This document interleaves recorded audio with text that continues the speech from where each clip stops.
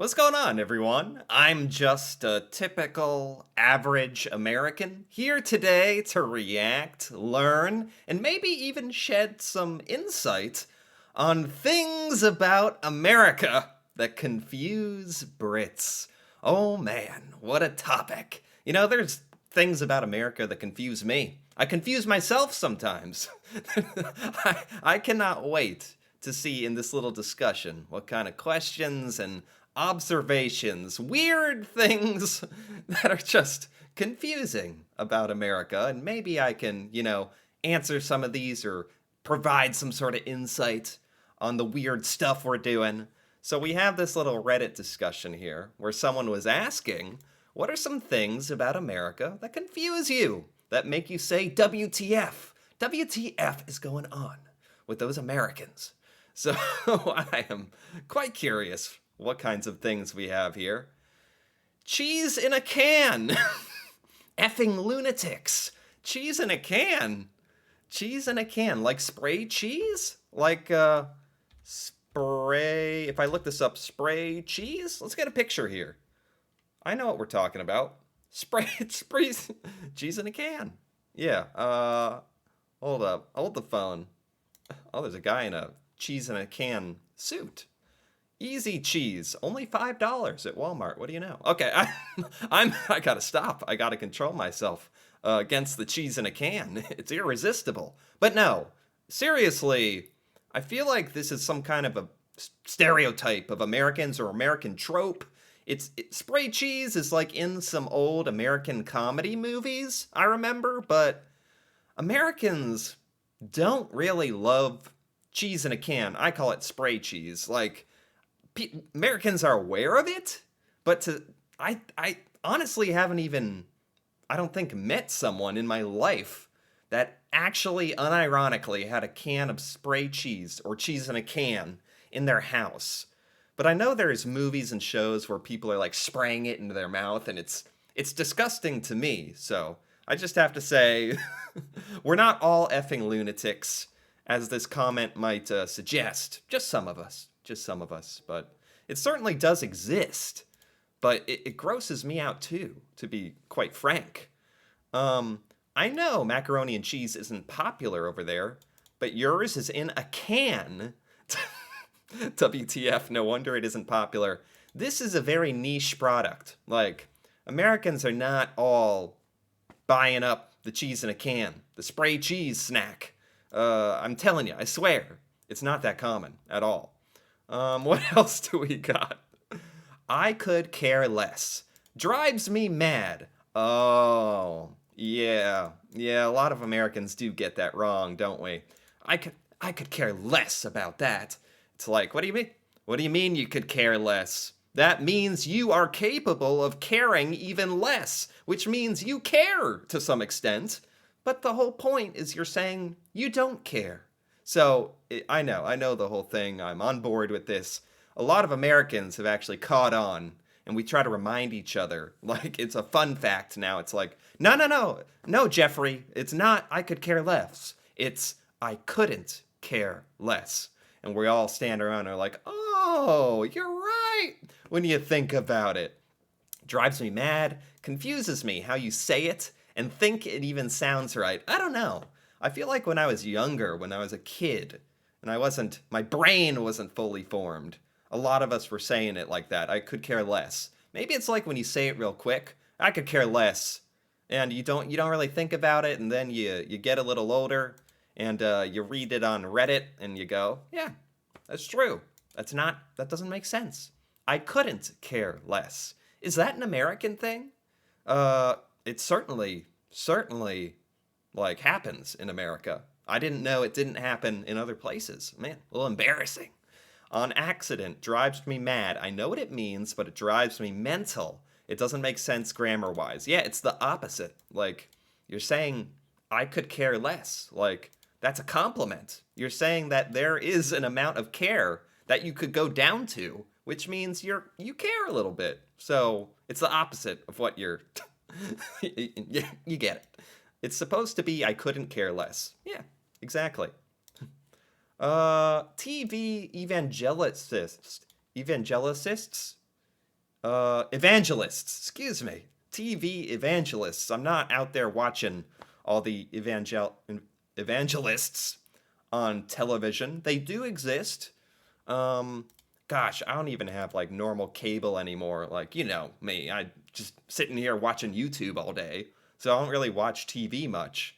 And, you know, with Netflix and streaming, who the heck is just watching regular TV out there? But the evangelists have probably adapted to the streaming as well. But yes, is this purely an American phenomenon? Could be. There certainly are channels dedicated to pastors, mega churches, speeches, religious channels. Those exist. Those certainly exist and are quite popular from what I can tell with certain demographics. I don't know. When I remember when I was a kid, I would turn, or as a teenager, I'd turn them on for fun to kind of troll when I was at my friend's house. It's kind of funny. They wouldn't notice it's on the TV for a while because they're off playing pool or ping pong or something, and they'd be like, what the heck do you have on the TV?" So yeah, TV evangelists certainly are a thing, but you either take it super seriously and actually watch it, or you're kind of like me, where you're like, "Oh, that's kind of funny." What else we have here? Gun laws. Yeah. Yeah. Food portion sizes. Gun laws.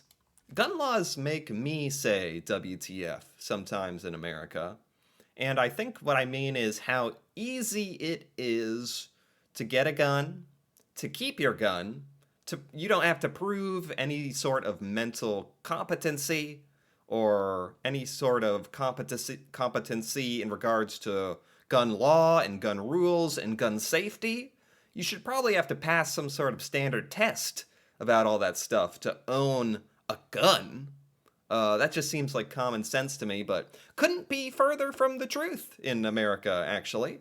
It's quite easy to get a gun. You can get it in like a day, I believe. In some states, you don't even need a permit or any special paperwork to carry it on your person or in your car, which is odd.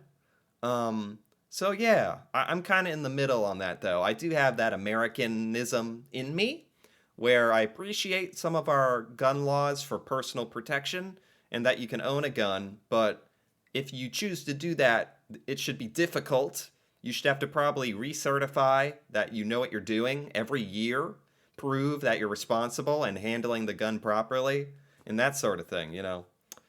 Anyway, call me crazy. Food portion sizes. Is that so? What do you mean? What's wrong with that? Americans, we get used to that. We grow up with it at fast food, even at regular restaurants. Big portion sizes. I love it. I'm sorry. I'm not apologizing for this. This is true and one of the best perks of living in America. And when you go out and eat, it's standard practice at the end of your meal for the waiter to come by and offer everyone like a box, like a styrofoam container to put your food in, to take home. Because it's so common to not finish your meal, because there's a lot. So it's kind of nice, because you get to take home a little meal with you. You don't got to all shove it down your throat all in one sitting, unless you're me. Then you do, even if it's painful. But normal people who can't finish their meal, Americans, just take it home. So, I don't know. I like it. I won't apologize for the big portion sizes. I'm sorry. The fact that a lot of you don't seem to walk anywhere, and that you might consider a 30-minute walk to be a long time or a long distance, that's a long time. 30 minutes on my feet, walking, that's like a workout, man. Yeah. I mean, our public transportation system's terrible. The country has been designed at this point to cater to car ownership. If you want to go a lot of places or commute to work, as many people do, you have to own a car. There is no choice. And a byproduct of that is we grow up our whole lives in America not walking places. We're driving the car, and then that extends to like, yeah, the grocery store is only a mile down the road, but I don't know how to do that whole walking thing. I'm just going to drive. And then, you know, you make excuses, and I know, at least I hear that in Europe and in Britain and so forth, public transportation is better, and there's just a whole attitude difference where people are walking, probably for their personal health and to help the environment. I'm not saying America does it like a good thing. It's not a good thing. It's just the way it is. And it's kind of like big portion sizes. I'm just used to it. It's just who I am. I'd have to put forth some effort, and then if I did start walking places, I'd be that weird guy walking down the street. That's a thing in America where everyone is driving, and especially if you're in a smaller town or city, everyone's driving, and then you see like one or two people walking down the street, and they stick out. And everyone in the car is like, what are they walking for? And I'm exaggerating a little, but it does happen. If you're the only person walking, it's odd. Not to say that people don't walk for health or run and whatnot, but it's definitely true. We, for the most part, don't walk places unless you live in a major city like New York City or something, where you don't own a car. Um, hmm. Yet we'll see a few hours drive as a short trip. Okay. Uh, what else we got here? Waiting until you are 21 to drink alcohol. Yeah, seems very, very restrictive for the land of the free. Tell me about it. I think a lot of Americans agree with this. A lot of Americans don't understand why the drinking age is 21. And all it really does is ensure that teenagers in America are going to break the law. Because teenagers are going to get alcohol, they are gonna drink, they're gonna get it somehow. It's a fact. So we might as well lower the drinking age and at least make it so you can drink a little sooner and be legal. Because we're basically forcing teenagers and young adults, 19, 20 years old, and you're committing a crime to drink a beer. Like, come on. I think most Americans know this is silly. There's just so much crazy stuff going on in politics and enough like big talking points and controversies that the drinking age is never going to be a political topic that's brought up like and focused on. And to be honest, I don't think any politician would bother to run on, I'm gonna lower the drinking age. It'd just be like, even though a lot of younger people would probably love it, most of America might just be like, it's too risky. I'm not saying it's wrong. I'm just saying if you're a politician or whatever, from their point of view, they're probably not gonna be the one guy to be like, let's lower the drinking age. I want everyone to drink. It's like, yeah, it should be lowered, but it's tough to present that argument like in that kind of context and not come off as a little weird. Everyone's just gonna be like, why are you talking about lowering the drinking age? Can you like solve the homelessness problem or the healthcare issues? Why are you talking about? That's the kind of thing that would come up. That's the kind of things that always are focused on these days. So we just never get around to it, lowering the drinking age. Considering you can join the military and die for your country at 18 but can't buy a drink. Exactly. That's a very common example. You can join the military, fight in combat at 18 years old in America, but you can't drink. You can't drink. I don't know. It's madness. It's madness. I agree. And I think most Americans absolutely agree. You don't butter your sandwiches. Butter your sandwiches. What does that mean? Like, I sometimes you butter your toast, but butter your sandwich? Like your turkey sandwich? Or what is, huh? Butter? Is this common? Is this common in Britain? Butter softens the bread. Butter provides a rich flavor? What on earth? Here's why butter belongs on every sandwich. Why do Europeans butter their sandwiches? Perfect. Butter in sandwich is used to keep the bread from getting soggy? What? Why do Brits butter sandwiches? It keeps everything else from soaking into the bread? I'm shocked because you don't gotta tell Americans twice to put butter on stuff. Like we'll do it. We're happy to put butter on stuff. Yet I never knew about this. You can butter your sandwich to protect the bread from getting like soggy and stuff. I've never thought about that. I never knew about that. That's just not knowledge in America. We haven't discovered that. Yeah, I just discovered it. I need to run out into the town and yell this to the hilltops or something. What the heck? Butter your okay. I don't know why we don't butter our sandwiches either. Children driving cars. Yeah, I mean 15-year-olds can get a permit to drive a car with an adult inside. 15-year-olds can drive around. I'm not sure what the youngest you can be in Britain and drive is, but yeah, we got literal children out here operating the motor vehicles. It's true. The sheer surplus income? Um, I don't know. I don't know. I guess that depends on who you talk to. Lots of Americans are living paycheck to paycheck, like barely getting by. That's a huge part of the American population that's really struggling. Some people are homeless out there. And then, of course, you got some Americans who have way more than they need. I'm not sure. I don't know. I need some data on this. I have heard loosely Americans make more than people in Britain, higher salaries.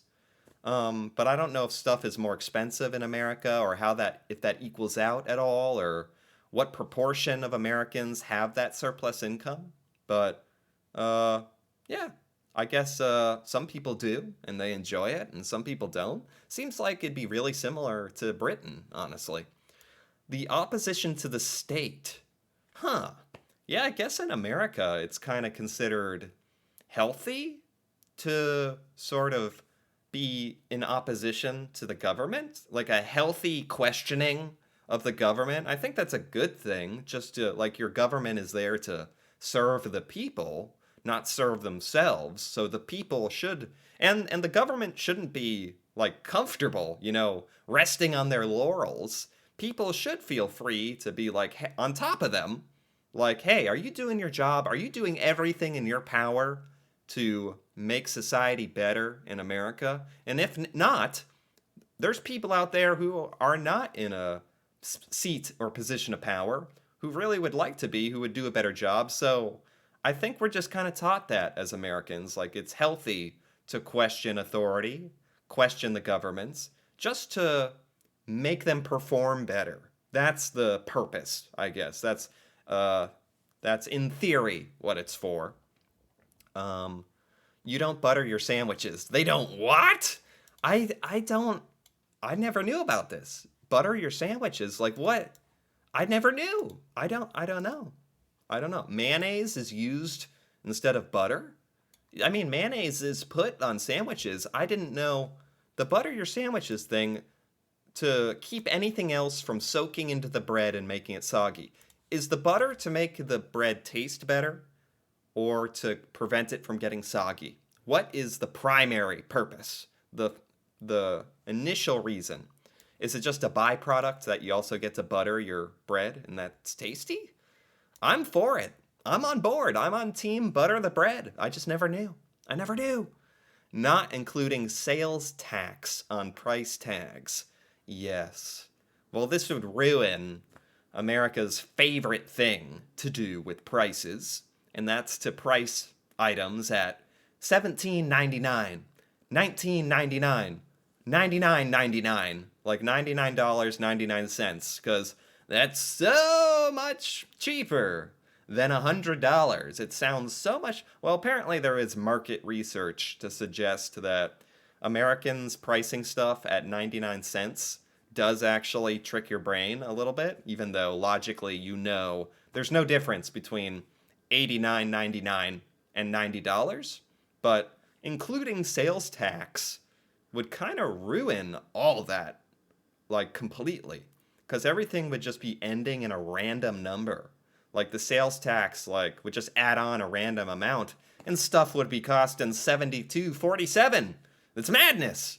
It takes some getting used to, but honestly, it would be nice to be able to take something off the shelf and know exactly that is what you're paying at the register. Because right now it's a guessing game that we've all gotten used to, where you just take all your stuff up to the counter and kind of pray you have enough money. I mean, you roughly know how much tax is going to come on, but it's funny. It's strange thing. I didn't even know other countries in the world did that. Like, oh, you include the tax on the price tag. That makes so much sense. I didn't know that was legal. Are you allowed to do that? I was it's kind of mind blown. Um, what else do we have here? Whenever I'm in America, I always WTF at the fact that you guys think Hershey milk chocolate is acceptable food. I've never really tried chocolate from other countries, but I think this is kind of like the portion sizes and the driving everywhere. I'm definitely trained, trained and mind controlled. I'm used to chocolate in America for sure, and I'm guessing chocolate anywhere else in the world would taste bland to me. I've kind of been ruined, overstimulated my taste buds throughout my entire life because I like Hershey's milk chocolate. I like it. I'll buy a Hershey's milk chocolate bar. I'll eat the whole thing with a smile on my face. I genuinely like the taste. And I feel like that would disturb many Brits. It's kind of funny. My boss went to America and brought a selection of Hershey bars back. Needless to say, after everyone tried one, the rest of the bars were left alone. They just tasted sour and had an aftertaste of sick. Oh no, what am I eating? What have I gotten used to? Oh, this is concerning. This is concerning. Oh boy. I don't want to know what they put in the chocolate here. I just don't question it. I just eat it. Oh, ah.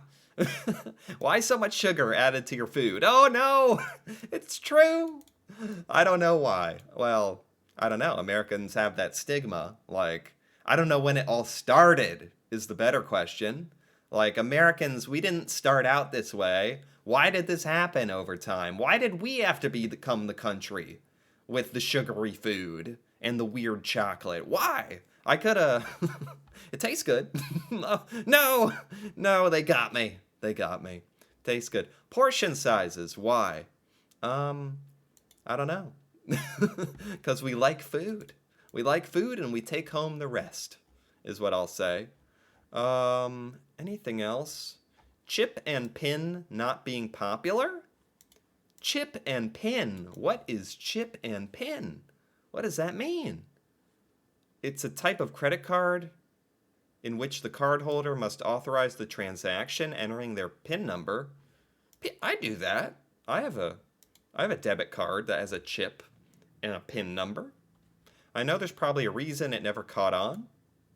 I mean, it's fairly common for a lot of Americans. Maybe there's areas of the US where it hasn't. I also use, you can like use your cell phone now and like tap it on the card reader and pay for stuff. So there's a lot of different fun things, but the chip and pin certainly exists in America. What you consider appropriate meal portions? Okay. How car-centric everything is? All right. The amount of advertisements you tolerate? Excuse me. Adverts you tolerate? True. Mostly the hyper-consumerism, which is what everything comes down to, I suppose. Yeah. I mean, eventually you just become numb to the ads. They're everywhere. I don't even know. They don't even work, I feel like. Or maybe subliminally. I don't know. But I'm numb to it all. I'm numb to the sour chocolate. I'm numb to the endless adverts. When I visited the US, the tipping made me WTF. I knew tipping was common. I just thought it was restaurants and bars. Going as far as being asked to tip when buying a coffee is bizarre. I agree. Yeah, I'll even, order food online, and then you drive to the restaurant and you go through a window and pick up your food, and they still have a spot for you to tip.